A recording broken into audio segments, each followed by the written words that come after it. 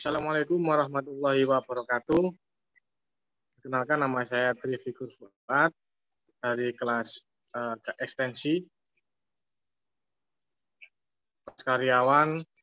Di sini saya akan presentasi tugas fisika mengenai gelombang bunyi. Baik, langsung saja saya mulai. Gelombang bunyi. Dalam perkembangan dunia pengetahuan sekarang ini, gelombang bunyi dapat dimanfaatkan dalam berbagai keperluan penelitian di bidang kelautan, misalnya untuk mengukur kedalaman laut, di bidang industri, misalnya untuk mengetahui cacat yang terjadi pada benda-benda hasil produksinya. Di bidang pertanian, untuk meningkatkan kualitas hasil pertanian. Dan di bidang kedokteran dapat digunakan untuk terapi adanya penyakit dalam organ tubuh. Untuk keperluan tersebut digunakan suatu alat yang bekerja berdasarkan prinsip pemantulan gelombang bunyi yang disebut sonar atau sound navigation ringing.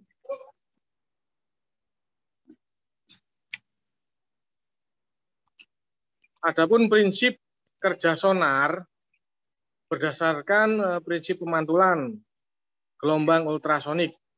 Alat ini diperkenalkan pertama kali oleh Paul Langevin, seorang ilmuwan dari Prancis pada tahun 1914.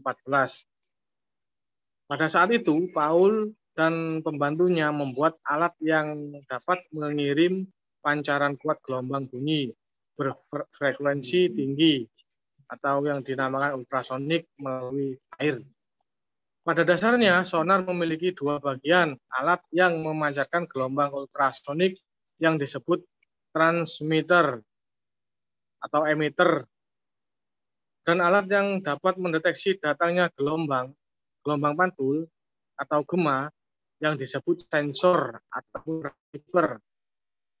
Gelombang ultrasonik dipancarkan oleh transmitter atau pemancar yang diarahkan ke sasaran, kemudian akan dipantulkan kembali dan ditangkap oleh pesawat penerima ataupun yang namanya receiver. Dengan mengatur waktu yang diperlukan dari gelombang dipancarkan sampai gelombang diterima lagi, maka dapat diketahui jarak yang ditentukan untuk mengukur kedalaman laut. Sonar diletakkan di bawah kapal. Dengan pancaran ultrasonik diarahkan lurus ke dasar laut. Dalamnya air dapat dihitung dari panjang waktu antara pancaran yang turun dan naik setelah digemakan. Apabila cepat rambat gelombang bunyi di udara V, selang waktu antara gelombang dipancarkan dengan gelombang pantul datang adalah T, indeks bias air N, dan kedalaman laut adalah D. Maka kedalaman laut tersebut dapat dicari dengan bersamaan. Berikut persamaannya.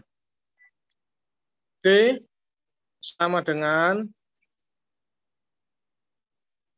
V kali delta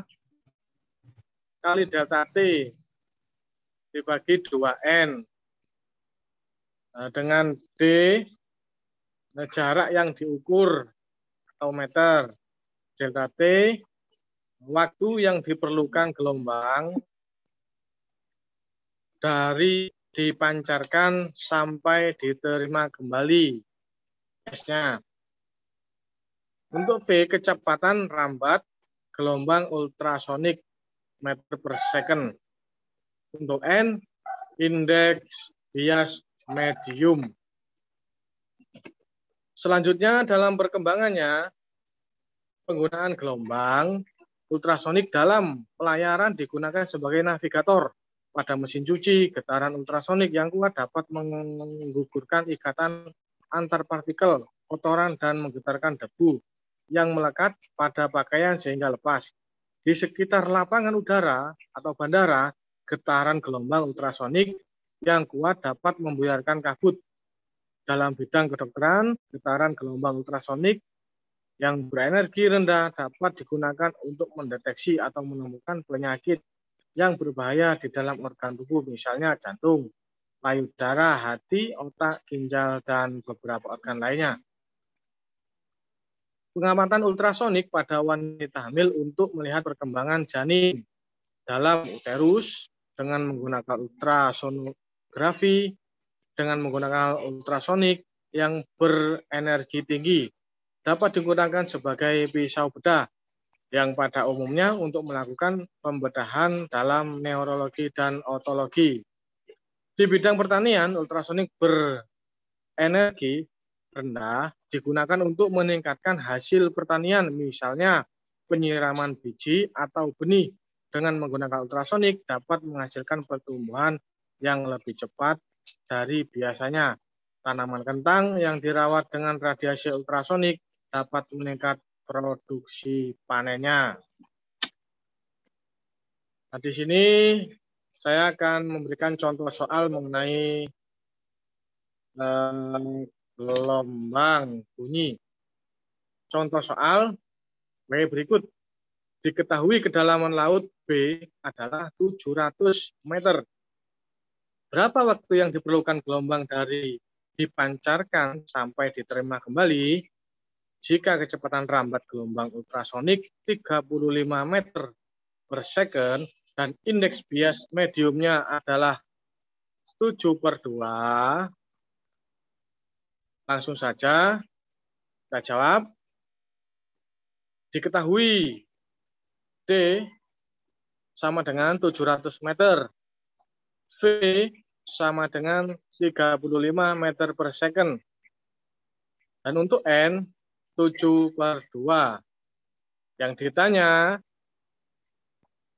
ditanya adalah delta T-nya. Delta T-nya bagaimana? Mari kita langsung ke jawaban. Kita jawab.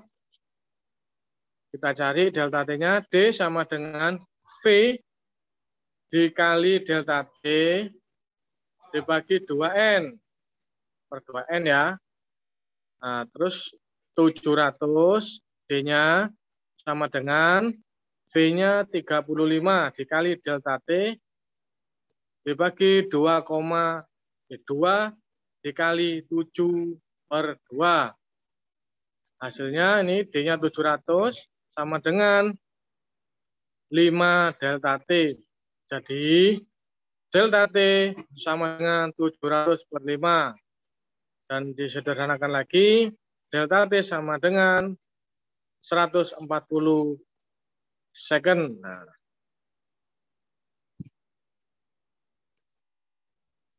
baiklah, ini presentasi dari saya. Untuk tugas kali ini, lebih kurangnya mohon maaf apabila ada kesalahan dan kekurangan. Terima kasih. Wassalamualaikum warahmatullahi wabarakatuh.